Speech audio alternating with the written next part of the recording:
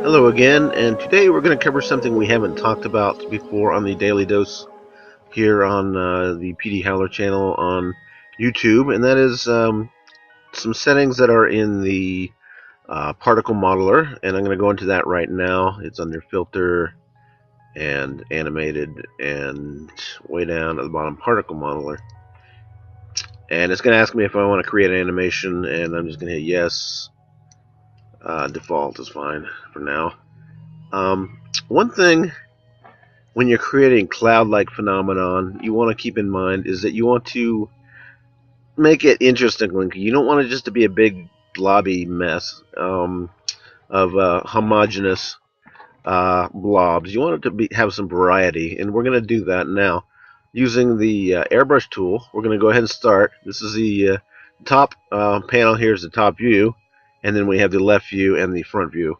So we're going to, for the case of painting clouds, I'm going to start from the top, looking top down.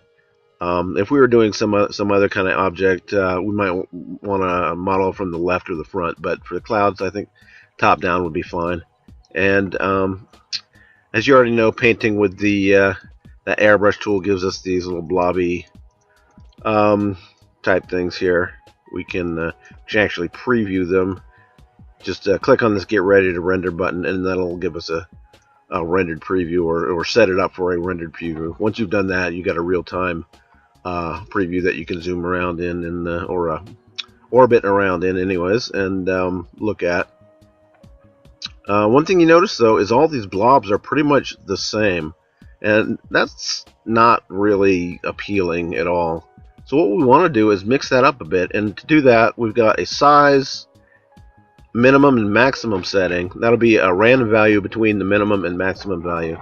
And we also have a density minimum and maximum, which we can use as well. So let me go ahead and unfreeze this. And let's see.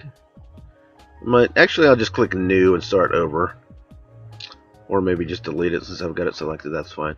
Alright, so let's start again. Let's start with some larger blobs at first, and maybe we'll add some smaller ones. Now let's start with the smaller blobs and then add larger ones. So I'll make the largest possible size something like a 20, and the smallest size something like a 4. Let's start putting little Dobbs in there. And you can see over here, it looks almost like little bubbles underwater or something like that. It doesn't look like a cloud. And that can be cool. That can be exactly what we want to render for certain things. But say we wanted to mix that up a little bit. Let's go ahead and change this. And this isn't going to change the view as we see here. It's going to everything we do from now on, though, is going to have this new size. So let's change the max size to 50 and the minimum size to 10 and see what happens. As you can see now, not only do we have these smaller size ones in here, but we also have these bigger size blobs in there. And it's starting to get a lot more interesting looking because you have all this variety here. Let me click Get Ready to Render, and we'll see it with shading. That's even better.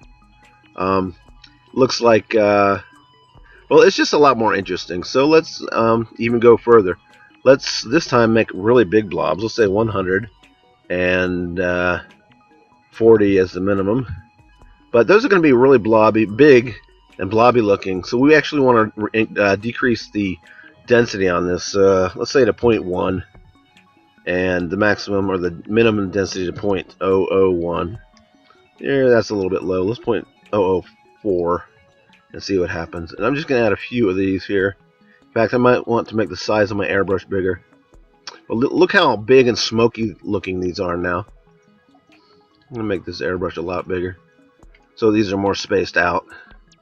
It's like that. Now that looks like a big fog bank, whereas these smaller ones look like somebody kicking up dust with a I don't know, some kind of we'll make your own metaphor. But anyways, see, we have a lot more variety in here now. Let me get it ready to render, and then now it has shading on it too. So that is just one of the ways to make a much more interesting looking 3D effect with the cloud modeler, or the particle modeler, using that feature in Howler.